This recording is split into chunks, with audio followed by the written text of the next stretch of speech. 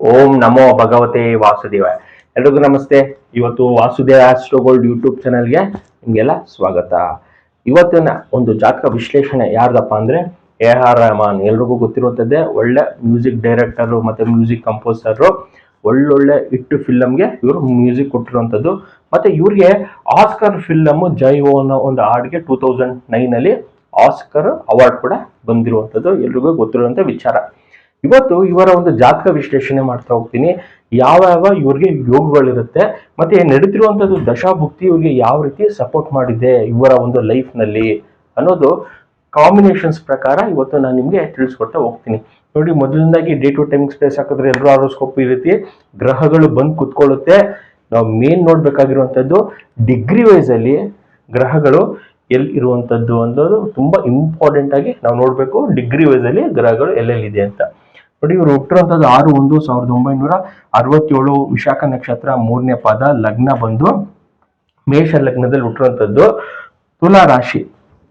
ಲಗ್ನದಲ್ಲೇ ರಾಹು ಇರುವಂತದ್ದು, 4ನೇ ಮನೆಯಲ್ಲಿ ಗುರು, 6ನೇ ಮನೆಯಲ್ಲಿ ಕುಜ, 7ನೇ ಮನೆಯಲ್ಲಿ ಚಂದ್ರ ಮತ್ತೆ ಕೇತು, 9ನೇ ಮನೆಯಲ್ಲಿ ಸೂರ್ಯ ಬುಧ, 10ನೇ ಮನೆಯಲ್ಲಿ ಶುಕ್ರ ಮತ್ತು 12ನೇ ಮನೆಯಲ್ಲಿ ಶನಿ ಗ್ರಹ ಇರುವಂತದ್ದು. ಡೇ ಟು ಟೈಮ್ ಸ್ಪೇಸ್ ಹಾಕಿದ್ರೆ ಈ ಗ್ರಹಗಳು ಇಲ್ಲೆಲ್ಲಿ ಬಂದು ಕುತ್ಕೊಳ್ಳುತ್ತೆ. ನಾನು ಪ್ರತಿ ಎಪಿಸೋಡ್ ಅಲ್ಲಿ ಹೇಳ್ತೀನಿ, ಇಂಪಾರ್ಟೆಂಟ್ ಆಗಿ ಡಿಗ್ರಿ ವೈಸ್ ಅಲ್ಲಿ ಗ್ರಹಗಳು ಎಲ್ಲೆಲ್ಲಿದೆ ಅನ್ನೋದು ನಾವು ನೋಡ್ತಾ ಹೋಗೋಣ. ನೋಡಿ, ಡಿಗ್ರಿ ವೈಸ್ ಅಲ್ಲಿ ಕೇತು ಬಂದು 7ನೇ ಮನೆ ಇದೆ. ಲಗ್ನದಿಂದ ಇಲ್ಲೂ ಕೂಡ 7ನೇ ಮನೆಯಲ್ಲೇ ಇರುವಂತದ್ದು. ಯಾವುದೇ ರೀತಿಯ ಪ್ರಾಬ್ಲಮ್ ಇರಲ್ಲ. ಮೇನ್ ಚಾಟ್ ಅಲ್ಲಿ ಏನಿದೆ ಅದೇ ಡಿಗ್ರಿ ವೈಸ್ ಅಲ್ಲಿ ಇದ್ರೇನೆ ನಮ್ಗೆ ಫಲ ಸಿಗುತ್ತೆ. ಉದಾಹರಣೆಗೆ 7ನೇ ಮನೆ ಇದ್ದು 6ನೇ ಮನೆ ಹೋಗುತ್ತೋ ಅಥವಾ 8ನೇ ಮನೆಗೆ ಏನಾದ್ರು ಹೋಗಿರುತ್ತೆ, ನಾವೇನ್ ಅನ್ಕೊಂಡಿರ್ತೀವಿ, ಲಗ್ನದಿಂದ 7ನೇ ಮನೆಯಲ್ಲಿ ಗ್ರಹ ಇದೆ ನಾವು ಅನ್ಕೊಂಡಿರ್ತೀವಿ. ಡಿಗ್ರಿ ವೈಸ್ ಅಲ್ಲಿ ಸ್ಪ್ಲಿಟ್ ಆಗುವಂತ ಚಾನ್ಸಸ್ ಜಾಸ್ತಿನೇ ಇದೆ. ಒಬ್ಬೊಬ್ರು ಜಾತಕದಲ್ಲಿ 9 ಗ್ರಹಗಳಲ್ಲಿ ನಿಮ್ಗೆ 5ರಿಂದ 6 ಗ್ರಹಗಳು ಈ ರೀತಿ ಸ್ಪ್ಲಿಟ್ ಆಗಿರುತ್ತೆ. ಸೊ ನಿಮ್ಗೆ ಗೊತ್ತೇ ಆಗಲ್ಲ ನನ್ಗೆ ಯಾಕೆ ಸಮಸ್ಯೆ ಆಗ್ತಾ ಇದೆ ಅಂತ ಎಷ್ಟೋ ಜನಕ್ಕೆ ಅರ್ಥನೇ ಆಗ್ತಿರಲ್ಲ. ಸೊ ಕೇತು 7ನೇ ಮನೆಯಲ್ಲಿ ಡಿಗ್ರಿ ವೈಸ್ ಇರೋದ್ರಿಂದ ರಾಹುನು ಕೂಡ 1ನೇ ಮನೆಯಲ್ಲೇ ಇರುತ್ತೆ. ನೋಡಿ, ಇದು ಶುಕ್ರ ಇಂಪಾರ್ಟೆಂಟ್.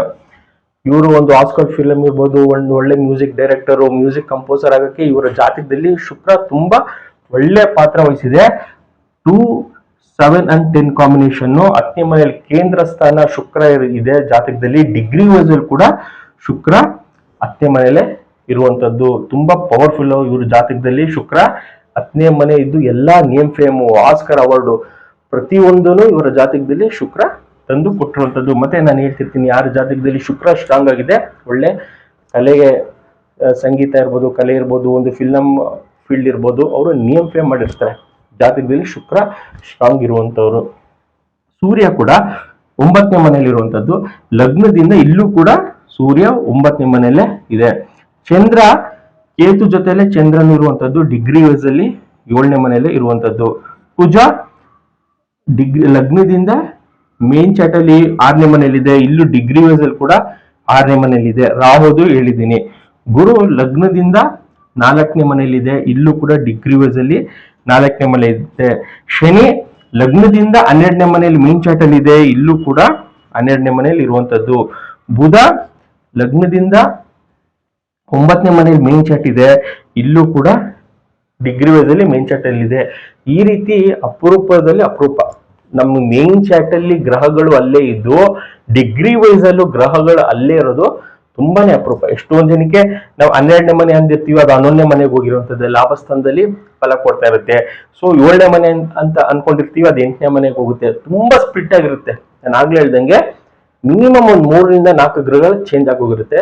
ಅದನ್ನ ನಾವು ತಿಳ್ಕೊಳ್ಬೇಕು. ಅದು ನಮ್ಗೆ ಪಾಸಿಟಿವ್ ಆಗಿದ್ರೆ ಓಕೆ. ಅದೇನಾದ್ರು ನೆಗೆಟಿವ್ ಆಗಿದ್ರೆ ನಾವು ಮಾಡುವಂತ ಮಂತ್ರ ಪಠನೆ ಇರ್ಬೋದು, ನಾವು ಧರಿಸುವಂತ ಉಂಗ್ರ, ರುದ್ರಾಕ್ಷಿ ಏನೇ ಇದ್ರು ಅದು ನಮ್ಗೆ ರಿವರ್ಸ್ ಆಗಿ ವರ್ಕ್ ಮಾಡ್ತಾ ಇರುತ್ತೆ.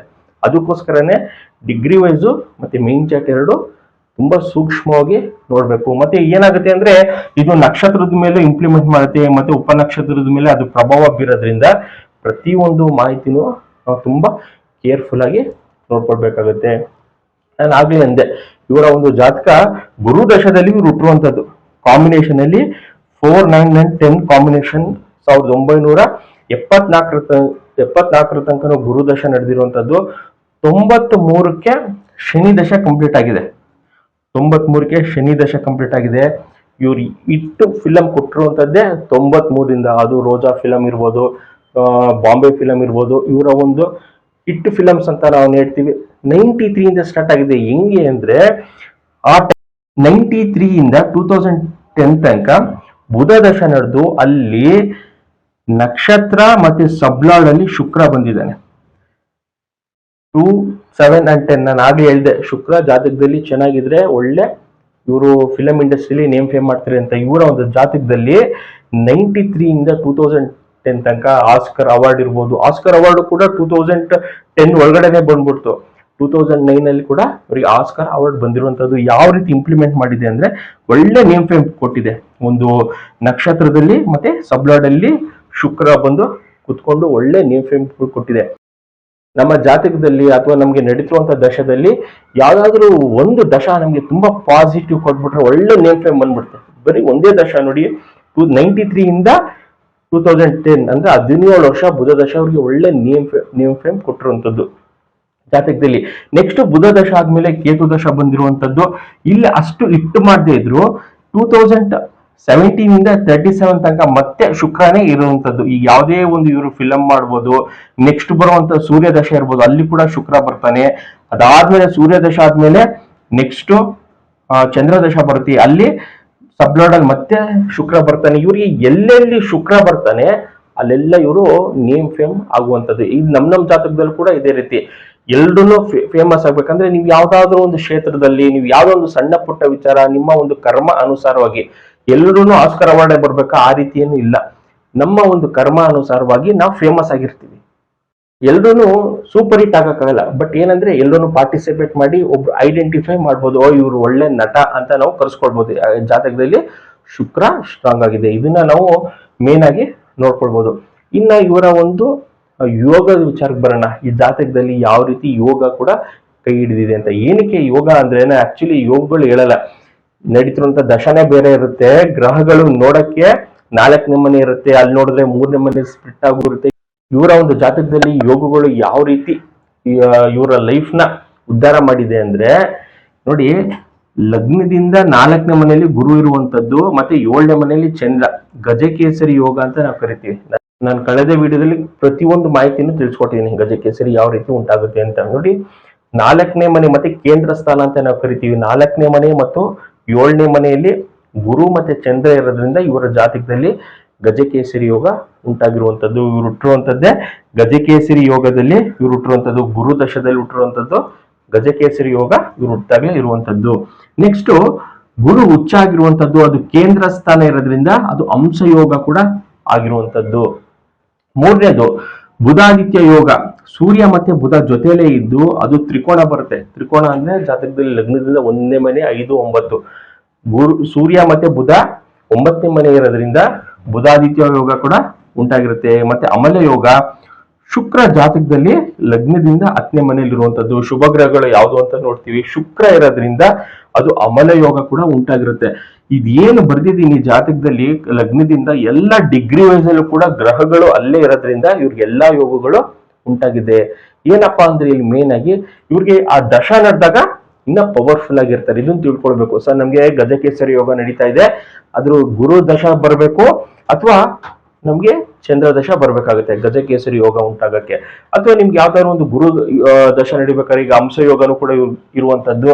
ಮತ್ತೆ ಈಗ ಪ್ರೆಸೆಂಟ್ ಶುಕ್ರ ದಶ ನಡೆಯೋದ್ರಿಂದ ಇವ್ರಿಗೆ ಅಮಲ ಯೋಗ ಈಗ ಪ್ರೆಸೆಂಟ್ ನಡೀತಾ ಇದೆ. ಇವ್ರು ಯಾವುದೇ ಒಂದು ಫಿಲಂ ಮಾಡಿದ್ರು ಅದು ಹಿಟ್ ಆಗುತ್ತೆ ಅಥವಾ ಒಂದು ನೇಮ್ ಫೇಮ್ ಅಂತೂ ತಂದ್ಕೊಡುತ್ತೆ.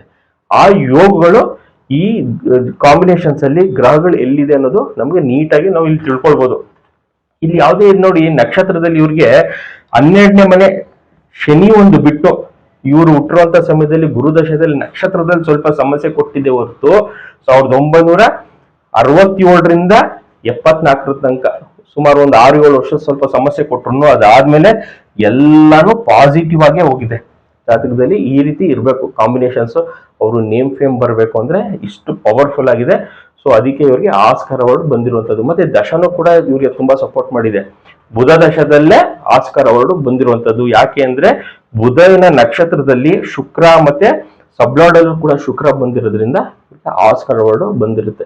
ಇದೇ ರೀತಿ ನಮ್ಮ ಜಾತಕದಲ್ಲಿ ನಾವು ಯಾವ್ದಾದ್ರು ಒಂದು ಬಿಸ್ನೆಸ್ ವಿಚಾರನೋ, ಯಾವ್ದಾದ್ರು ಒಂದು ಕೆಲಸದ ವಿಚಾರನೋ, ಯಾವ್ದಾದ್ರು ಮದುವೆ ವಿಚಾರನೋ ಈ ರೀತಿ ಕಾಂಬಿನೇಷನ್ಸ್ ನೋಡ್ಲೇಬೇಕಾಗತ್ತೆ. ನಮ್ಗೇನಾದ್ರು ಮಕ್ಳಾಗ್ತಿಲ್ಲ, ನಕ್ಷತ್ರದಲ್ಲಿ ಏನಾದ್ರು 5ನೇ ಮನೆ ಇದೆಯಾ, 9ನೇ ಮನೆ ಇದೆಯಾ, 11ನೇ ಮನೆ ಇದೆಯಾ ಅಂತ ನೋಡ್ಬೇಕಾಗುತ್ತೆ. ಮದುವೆ ವಿಚಾರಕ್ಕೆ ಪ್ರತಿಯೊಂದಕ್ಕೂ ಕಾಂಬಿನೇಷನ್ಸ್ ಇರುತ್ತೆ.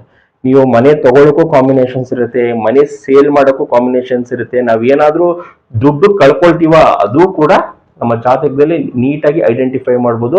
ನೀವು ಇದೇ ರೀತಿ ಇರ್ತೀರಾ, ನಿಮ್ಮ ಸ್ವಭಾವ ಈ ರೀತಿ ಇರುತ್ತೆ. ಸೊ ನೀವು ಏನಾದ್ರು ನೆಗೆಟಿವ್ ಕಾಂಬಿನೇಷನ್ಸ್ ಇದ್ರೆ 12ನೇ ಮನೆ, 8ನೇ ಮನೆ, 5ನೇ ಮನೆ ಇದೆ, ನೀವು ಬಿಸ್ನೆಸ್ ಹೋಗ್ಬೇಡಿ ಅಂತ ನಾನು ಸಜೆಸ್ಟ್ ಮಾಡ್ತೀನಿ. ಎಷ್ಟೊಂದ್ ಜನ ಏನಾಗುತ್ತೆ ಅಂದ್ರೆ ಕೆಲ್ಸನೂ ಕಾಂಬಿನೇಷನ್ಸ್ ನೆಗೆಟಿವ್ ಆಗಿದ್ದಾಗ ನಮ್ಗೆ ಕೆಲ್ಸನೂ ಮಾಡಕ್ಕಾಗಲ್ಲ, ಬಿಸ್ನೆಸ್ ಮಾಡಕ್ಕಾಗಲ್ಲ. ಇದನ್ನ ನೀವು ತಿಳ್ಕೊಳ್ಬೇಕು. ಇನ್ನೊಬ್ರ ಕೈ ಕೆಳಗೆ ನಾನು ಕೆಲಸ ಮಾಡ್ಬೇಕಂತ ಕೆಲಸ ಬಿಡ್ತಾರೆ, ಬಿಸ್ನೆಸ್ ಬಂದು ದುಡ್ಡು ಹಾಕ್ತಾರೆ, ಅಲ್ಲೂ ಕೂಡ ಲಾಸ್ ಆಗ್ತಾರೆ, ಕೊನೆಗೆ ಏನೂ ಮಾಡದೆ ಮನೇಲಿ ಕೂತಿರ್ತಾರೆ. ಫಸ್ಟ್ ನಮ್ಮ ಜಾತಕ ಯಾವ ರೀತಿ ಸಪೋರ್ಟ್ ಮಾಡ್ತಾ ಇದೆ, ಕೆಲ್ಸಕ್ಕೆ ಏನಾದ್ರು ಸಪೋರ್ಟ್ ಮಾಡ್ತಾ ಇದೆಯಾ ಅಥವಾ ಬಿಸ್ನೆಸ್ಗೆ ಏನಾದ್ರು ಸಪೋರ್ಟ್ ಮಾಡ್ತಿದ್ಯಾ. ಮತ್ತೆ ಎಷ್ಟೊಂದ್ ಜನ ಗೌರ್ಮೆಂಟ್ ಜಾಬ್ಗೆ ಹೋಗ್ಬೇಕು ಅನ್ನೋದು ತುಂಬಾ ತಲೆಯಲ್ಲಿ ಇರುತ್ತೆ. ಗೌರ್ಮೆಂಟ್ ಜಾಬ್ ಇಲ್ಲ ಅಂದ್ರೆ ನಾನು ಲೈಫಲ್ಲಿ ಇನ್ನೇನು ಮಾಡಲ್ಲ ಅಂತ. 40 ವರ್ಷ ಆದ್ರೂ ಕೆಲ್ಸಕ್ಕೆ ಹೋಗಿರಲ್ಲ, ಅವರ ಲೈಫ್ ಸ್ಪಾಯ್ಲ್ ಮಾಡ್ಕೊಂಡಿರ್ತಾರೆ. ಗೌರ್ಮೆಂಟ್ ನೌಕರಿ ಇದೆಯಾ ಇಲ್ವೋ ಅಂತ ತಿಳ್ಕೊಂಡಿರಲ್ಲ. ಇದನ್ನೆಲ್ಲ ನಾವು ಜ್ಯೋತಿಷ್ಯದಲ್ಲಿ ಮೇನ್ ಚಾಟ್ ಜೊತೆಗೆ ನಮ್ಮ ಡಿಗ್ರಿ ವೈಸ್ ಅಲ್ಲಿ ಗ್ರಹಗಳು ಎಲ್ಲಿದೆ ಅಂತ ನಾವು ನೋಡ್ಕೊಳ್ಬೇಕಾಗುತ್ತೆ.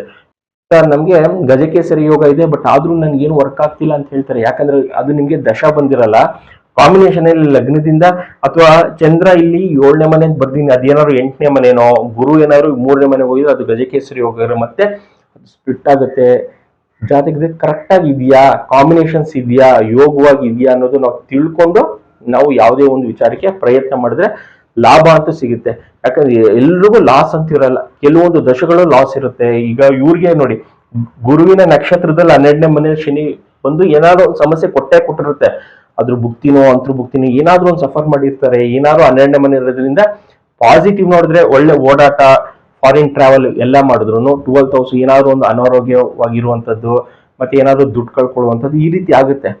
ಈ ದಶ ನಡೆಯುವಂತ ಸಮಯದಲ್ಲಿ ಏನಾದ್ರು ಇವ್ರು ಬಿಸ್ನೆಸ್ ಮಾಡಿದ್ರೆ ಅದ್ರ ಜೊತೆ ಕಾಂಬಿನೇಷನ್ಸ್, ಈಗ 11ನೇ ಮನೆ ಇದೆ ಓಕೆ, ಇದ್ರ ಜೊತೆ ಏನಾದ್ರು 8ನೇ ಮನೆ, 3ನೇ ಮನೆ ಅಂತೆಲ್ಲ ಕಾಂಬಿನೇಷನ್ಸ್ ಬಂದ್ಬಿಟ್ರೆ ಅವ್ರು ಹಾಕಿರೋ ಬಿಸ್ನೆಸ್ ಎಲ್ಲ ಲಾಸ್ ಆಗುತ್ತೆ. ಇದನ್ನ ನಾವು ಮೇನ್ ಆಗಿ ತಿಳ್ಕೊಳ್ಬೇಕು. ನಾವು ಯಾವ ವಿಚಾರ ನೋಡ್ಬೇಕು ಅನ್ನೋದು ತುಂಬಾ ಇಂಪಾರ್ಟೆಂಟ್ ಆಗುತ್ತೆ. ನಾವು ಯಾವ ವಿಚಾರಕ್ಕೆ ಪ್ರಯತ್ನ ಮಾಡ್ತಾ ಇದ್ದೀವಿ. ಮನೆ ಕಟ್ಟಕ್ಕೆ ಬೇರೆ ಕಾಂಬಿನೇಷನ್ಸ್ ಇರುತ್ತೆ, ಮನೆ ಸೇಲ್ ಮಾಡಕ್ಕೆ ಬೇರೆ ಕಾಂಬಿನೇಷನ್ಸ್ ಇರುತ್ತೆ. ಇದೆಲ್ಲ ನೋಡ್ಕೊಂಡು ನಾವು ಜಾತಕ ವಿಶ್ಲೇಷಣೆ ಮಾಡಿಸ್ಕೊಳ್ಬೇಕಾಗತ್ತೆ. ಇಷ್ಟು ಇವ್ರ ವಿಚಾರ, AR ರೆಹಮಾನ್ ಅವ್ರ ವಿಚಾರ.